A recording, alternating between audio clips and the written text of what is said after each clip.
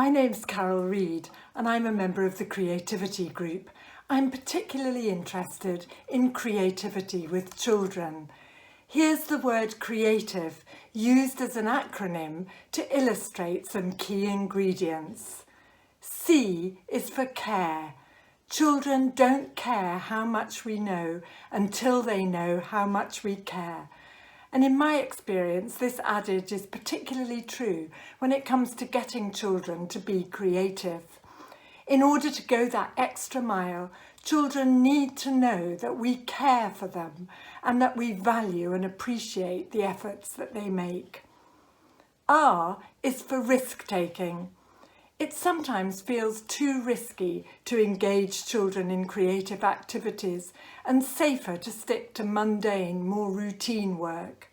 The secret is to provide a motivating stimulus and a clear framework, and to keep activities short, at least at first. The rewards in terms of engaging children and producing creative outcomes invariably makes this worthwhile. E is for everyday creativity. Look for ways to be creative in the everyday aspects of your teaching. For example, vary the way you take the register. You can assign the name of a country to children, and as you call their names, they respond with the name of the capital city. In my experience, if you incorporate little ideas like this into your teaching, it's most likely that children will respond by coming up with some creative ideas of their own for you to also use. A is for autonomy. Through encouraging autonomy and offering children choice, children learn to take increasing responsibility for their learning. This develops greater involvement, a sense of ownership, and a willingness to take risks and be more creative. When doing a project, for example, you might give children the option of creating a PowerPoint presentation or a short video or a poster. The point is that by giving children agency and freedom of choice, you're much more likely to get their buy-in, and this in turn leads to greater commitment and better quality and more creative outcomes.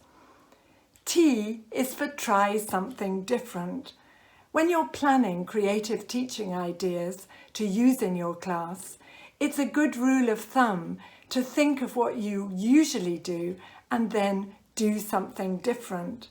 If, for example, you usually use the first picture or the cover of a picture book to get children to predict a story, why not choose a picture from the middle of the story instead, and get half the class to imagine and hypothesize what comes before that moment in the story, and the other half to imagine and hypothesize what comes afterward, before reading the story and comparing it with the original.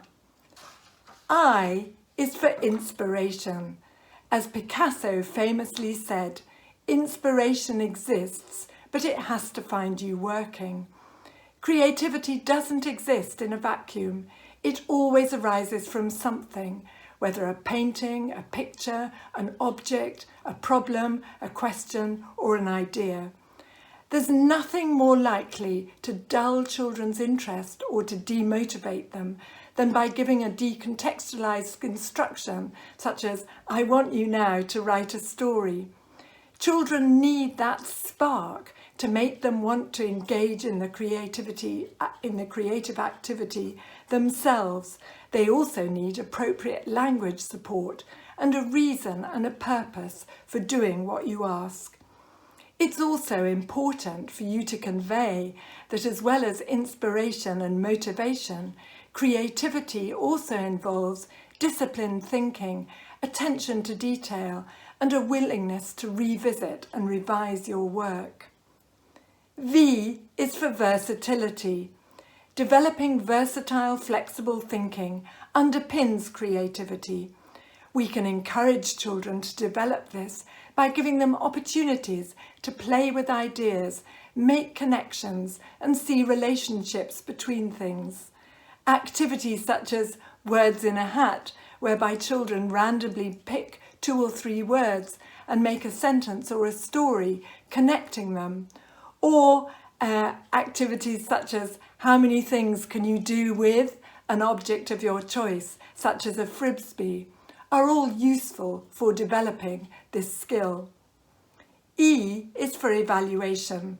Finally, as part of promoting creativity, we need to train children to evaluate and reflect critically on their own ideas, performance, actions and outcomes. Through critical reflection, children develop metacognition and the ability to assess their own creative work.